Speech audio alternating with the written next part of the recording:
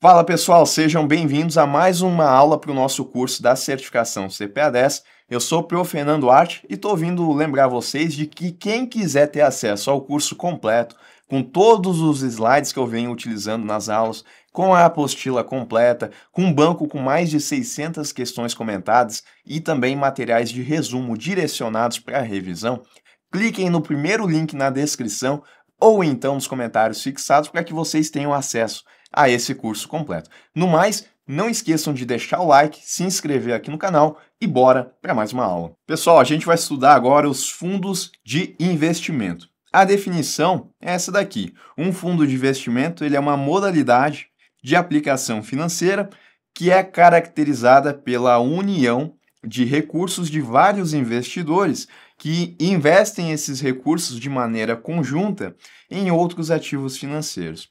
Então, para a gente começar a visualizar isso, eu posso ter uma pessoa aqui que ela tem R$ 1.000 para fazer investimentos. O detalhe é que com esses R$ 1.000 aqui, ela vai ficar meio restrita nas possibilidades que ela tem, né? Talvez ela consiga aqui comprar um CDB, né, colocar em poupança. Mas, por exemplo, seria muito difícil aqui que ela conseguisse colocar esses R$ 1.000 aqui em uma LCI, em uma LCA, ou ainda em uma debênture emitida por uma empresa. E esses são títulos aqui que trazem uma rentabilidade maior. Ela até poderia, daqui a pouco, né, acumular um patrimônio e depois colocar o seu valor ali.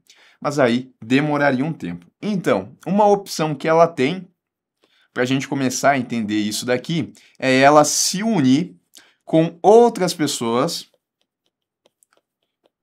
que também tenham recursos para investir e que estão querendo fazer isso de maneira conjunta. E aí todo mundo aqui vai unir os seus recursos e a gente vai ter um montante maior. Ao invés de ter R$ 1.000 aqui, eles passam a ter, agora eu vou passar a trabalhar com essa representação aqui, eles passam a ter, né, um valorzinho aqui de, vamos colocar, R$ 100.000. E isso daqui vira um fundo, né, que corresponde ao que essas pessoas elas têm para conseguir investir o seu dinheiro. E através desse fundo aqui, essas pessoas vão conseguir comprar outros ativos financeiros, vão poder colocar o dinheiro em títulos públicos federais, em debêntures, em ações, LCI, LCA. Dessa forma, mesmo com pouco recurso, né, porque a nossa pessoa ali, ela tinha R$ 1.000. Mesmo com esses R$ 1.000, ela vai conseguir ter acesso a uma partezinha desse título aqui. Então, a lógica do fundo de investimento é mais ou menos essa, tá? Eu vou ter várias pessoas que vão se unir e juntas elas vão conseguir, então, acessar diversos investimentos financeiros. E essa união traz algumas vantagens, tá? Primeiro é a diversificação, que é a possibilidade, então, de colocar o patrimônio do fundo aqui em diversos ativos. Aquela nossa pessoa com R$ 1.000, ela não só ela ficaria com restrita na opção de investimento que ela tem, como ela também não poderia fazer uma diversificação. Talvez ela tivesse que colocar os R$ 1.000, todos eles aqui em um CDB de uma instituição financeira. E a gente sabe que, por mais que o CDB ele tenha a garantia do FGC, a gente sabe que não é muito bom a gente concentrar todos os recursos financeiros em um único título, né? Porque o risco de crédito acaba sendo maior. O ideal seria pegar esses R$ 1.000 e sair distribuindo ele entre outras instituições. Mas aí aqui seria pior ainda, né? Porque se com R$ 1.000 ela já não consegue ter o acesso ao mercado financeiro, com menos vai ser mais difícil. Agora, a partir do momento, então, que essas pessoas elas se unem e conseguem, a gente pode pensar aqui que a gente tem 100 pessoas, cada uma com R$ 1.000 aqui. Então, 100 pessoas se juntaram, cada uma com R$ 1.000, eu tive um fundo de 100 mil, e agora eu posso destinar, por exemplo, R$ 10.000 aqui em títulos públicos, posso colocar R$ 10.000 aqui em debêntures, posso colocar R$ 10.000 em ações e assim por diante, né? Eu vou colocando aqui em diferentes, posso colocar, por exemplo, 10 mil nas ações de uma empresa, 10 mil nas ações de outra empresa, posso comprar CDB aqui e colocar o restante, né, para ficar mais conservador. Então eu consigo fazer isso com um fundo de investimento. E aí cada uma dessas pessoas aqui vai ter uma participação em relação ao que foi investido, né? Uma participação de 1 sem avos, porque a gente está falando que todo mundo colocou proporcionalmente R$ 1.000. Então, a gente pode pensar o seguinte, tá? Só para ficar mais fácil da gente entender essa lógica também em relação a como que funciona essa distribuição dos valores. Ah, e outra vantagem aqui é o que a gente estava falando, né? A acessibilidade no mercado financeiro. Então vamos pensar aqui que esses R$ 100.000 aqui eles foram colocados em diversas LCIs no mercado. Diversas não, mas umas 2, 3. E essa LCI que foi comprada, em um ano ela saiu do valor de 100 mil, somando os juros aqui, foi para 110 mil reais. Então, valorização aí de 10%. Como é que vai ficar a distribuição dos ganhos nessa situação aqui, né? Porque as pessoas elas se uniram e juntas elas conseguiram um patrimônio de 100 mil reais que aplicou na LCI e a LCI rendeu em um ano 10 mil reais. Bom, cada pessoa aqui tem uma parte correspondente a esse fundo de investimento. É como se eu viesse aqui e nesse fundo eu fosse dividir uma partezinha aqui para cada pessoa. Essa partezinha, inclusive, recebe um nome, tá? Isso é o que a gente chama de cota, tá? Então, cada pessoa tem uma cota nesse fundo aqui. Qual que é o valor da cota nesse exemplo que eu estou trazendo? O valor da cota aqui é de R$ 1.000, porque foi o que essas pessoas elas colocaram nesse fundo de investimento. Cada pessoa tem uma cota. Depois de um ano, né, quando esse fundo ele aplicou aqui e gerou um retorno de R$ 10.000, aí agora a cota da pessoa que antes era isso daqui, ela ficou um pouquinho maior. Esse pouquinho maior é representativo da rentabilidade que esse fundo de investimento teve.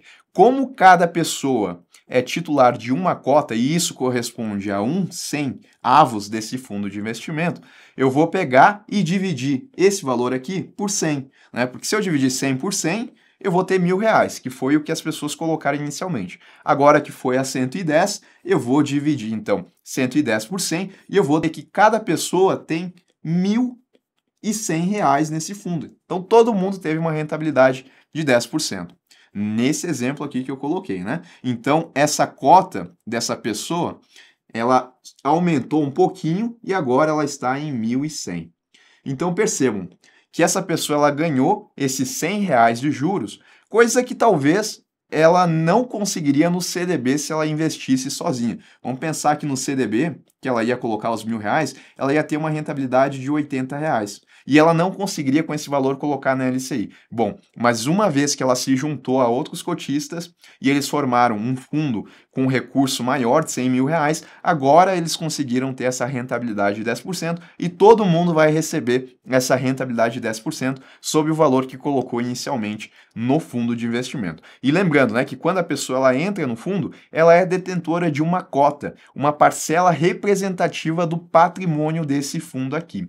E essa cota ela vai subindo conforme o fundo ele vai gerando novos retornos financeiros. Isso daqui é uma ideia bem simples, só da gente entender então como é que é o funcionamento de um fundo. A gente vai ver aqui que, na verdade, essas pessoas aqui, elas não se organizam de forma procurando uma com a outra, né, para conseguirem unir seu recurso. Não, quem faz esse serviço aqui de constituir um fundo de investimento são os prestadores de serviços essenciais, tá?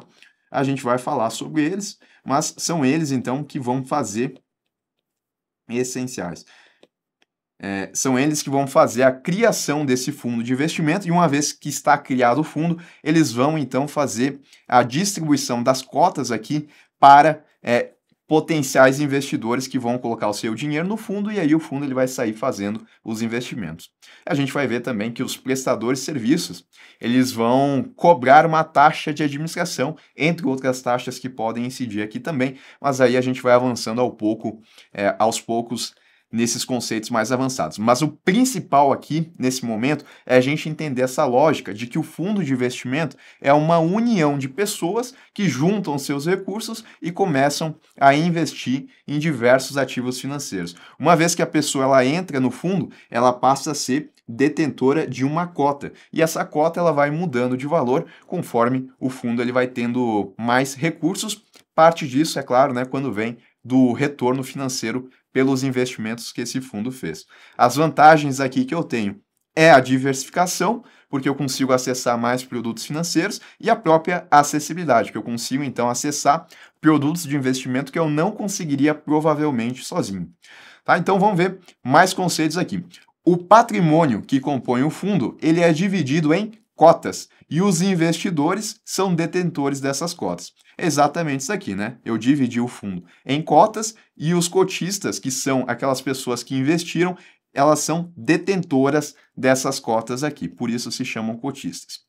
Fundo ele é dividido em cotas, o fundo ele também tem que ter um CNPJ, então não basta ter esse fundo, ele tem que ter um CNPJ dele, do fundo. E ele vai ser registrado na CVM, a gente também vai ver como é que funciona aqui, mas a CVM, quando se trata de fundo de investimento, ela é a entidade reguladora, supervisora desse mercado aqui. Juridicamente, os fundos de investimento eles são conhecidos como condomínios de natureza social, porque se a gente for pensar até, a lógica aqui do fundo de investimento é muito semelhante ao que a gente tem num condomínio, só que residencial, né? A gente tem várias pessoas morando em um determinado apartamento, elas estão em conjunto ali e elas conseguem, então, usufruir de diversos serviços que esse condomínio lhe possibilita. De tempos em tempos, tem a reunião dos condôminos, onde vão ser tomadas decisões importantes a respeito desse condomínio residencial, e aqui no fundo de investimento também não é diferente. De tempos em tempos também vão existir reuniões que são importantes no que tange aqui o funcionamento do fundo. Então, condomínios de natureza especial, comunhão de recursos, né, porque a gente tem vários recursos financeiros advindo dessas pessoas, os quais são constituídos com o objetivo de promover a aplicação coletiva dos recursos de seus participantes, que é o que a gente viu. Bom, agora a gente vai começar a avançar um pouquinho aqui em relação aos conceitos, tá? Eu falei agora há pouquinho que o fundo de investimento, ele é dividido em cotas, e os cotistas aqui são aquelas pessoas que adquirem as cotas e passam a ter uma participação no fundo de investimento e também o direito de receber a remuneração desse fundo aqui. Bom, o regulamento do fundo de investimento, que é um documento importante que vai trazer diversas informações do fundo, pode prever a existência de diferentes classes de cotas com direitos e obrigações distintos, devendo o administrador constituir um patrimônio segregado para cada classe de cotas, tá? Então vamos lá. O administrador é um daqueles prestadores de serviços essenciais que eu falei agora há pouco. Também a gente vai aprofundar o estudo nele quando for o momento. O que eu estou falando aqui é o seguinte: dentro de um fundo de investimento eu posso estabelecer diferentes classes de cotas, porque eu posso ter diferentes tipos de investidores que vão fazer parte do fundo de investimento. Então eu faço uma cota de uma maneira, outra cota de outra maneira, e assim eu consigo, então, dentro de um mesmo fundo, abranger diferentes investidores. Todas as classes, elas devem pertencer à mesma categoria do fundo, não sendo permitida a constituição de classes de cotas que alterem o chamado tratamento tributário aplicável em relação ao fundo ou então às demais classes existentes. Então eu tenho um exemplo aqui só para a gente começar a entender isso.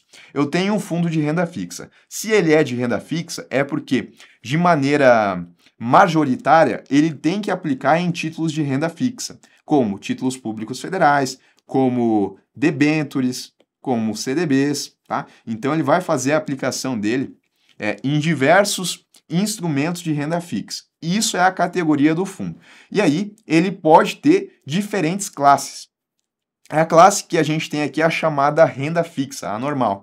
Existem outras classes de renda fixa, pode ser curto prazo, pode ser referenciado, isso a gente estuda. Aqui eu trago como exemplo a renda fixa normal. É uma classe dessa categoria de fundo. E além da possibilidade de mais de uma classe de cota referente a uma mesma categoria, eu ainda posso ter diferentes subclasses.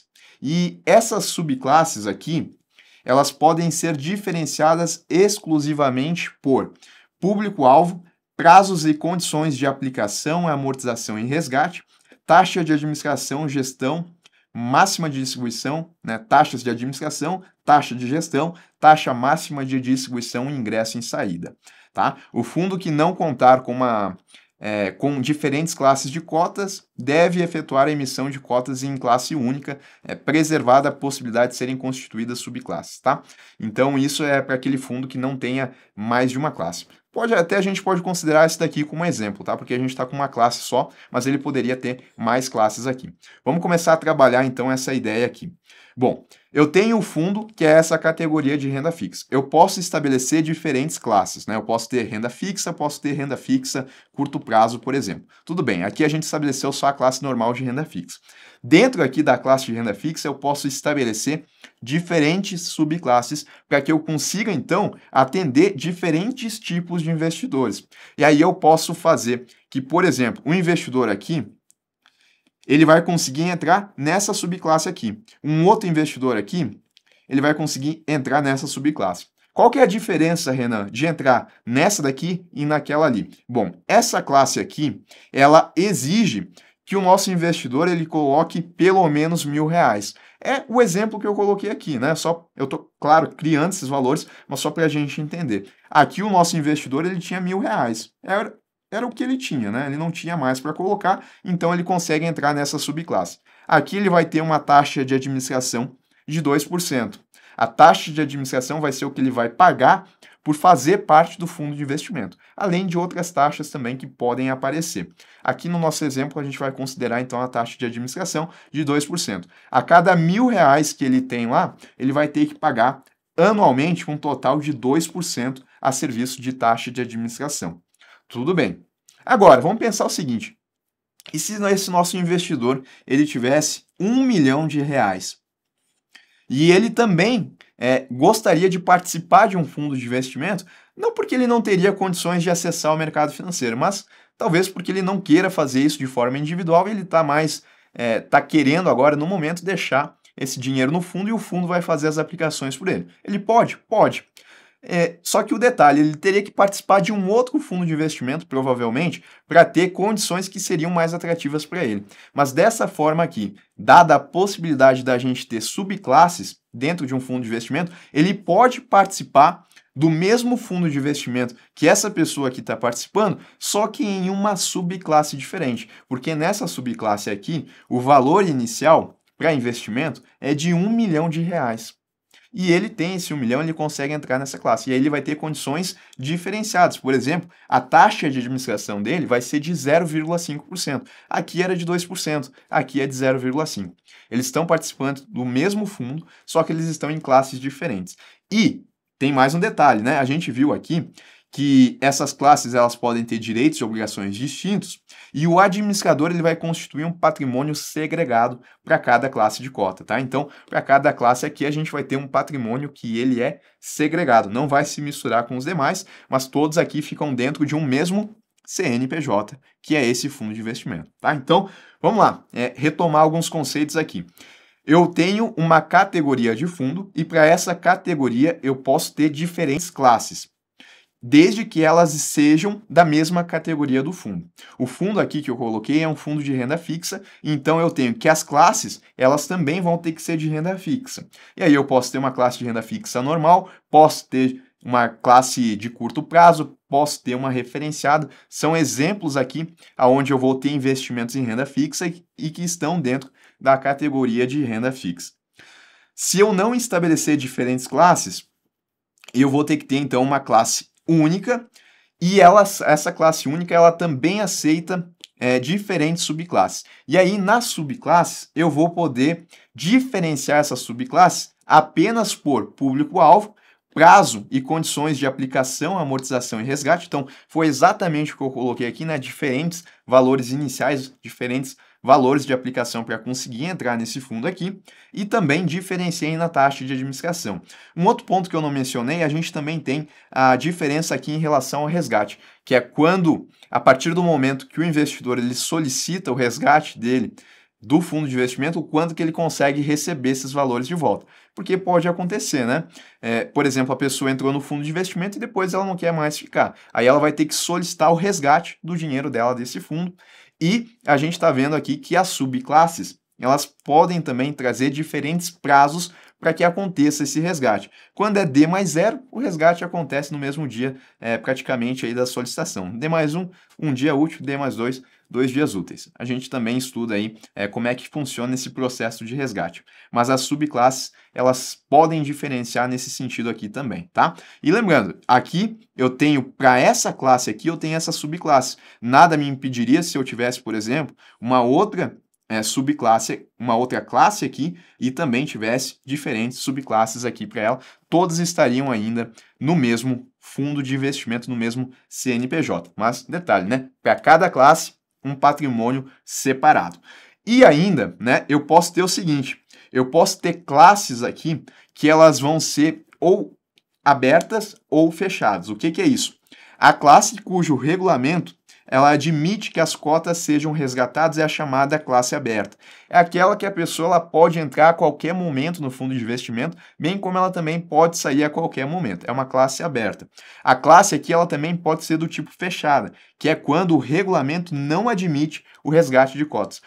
O fundo de investimento ele vai ter um prazo e dentro daquele prazo, via de regra, a pessoa ela não consegue retirar o dinheiro dela. Ela só vai conseguir fazer isso, retirar o dinheiro dela, se ela achar uma outra pessoa que esteja interessada em adquirir a cota que ela tem e fazer essa cessão das cotas. Aí é possível, tá? Então, uma classe aqui, a gente tem que lembrar mais isso daqui. Ela pode ser ainda do tipo aberta ou pode ser do tipo fechada. A aberta permite os resgates a qualquer momento. A fechada, ela só vai permitir o resgate depois de fim do prazo de duração do fundo de investimento, ou então se a pessoa ela conseguir achar uma outra para fazer a compra dessas cotas que ela tem. Tá certo? Bom, em relação à constituição e o registro, porque a gente viu, né, aqui no início, que o fundo ele é dividido em cotas, tal como a gente viu que essas cotas elas podem ter classes e subclasses, a gente viu que um fundo ele tem um CNPJ e a gente também viu que ele tem que ter o registro na CVM. Vamos falar um pouco mais sobre isso. O fundo de investimento ele deve ser constituído por deliberação conjunta dos prestadores de serviços essenciais. É assim que o fundo ele é constituído. A quem incumbe aprovar no mesmo ato o seu regulamento. Então, eles fazem a constituição do fundo e no mesmo momento aqui eles também vão aprovar o regulamento desse fundo. O funcionamento do fundo ele depende de um prévio registro lá na Comissão de Valores Mobiliários. Então, eu tenho o seguinte, prestadores de serviços essenciais vão fazer a constituição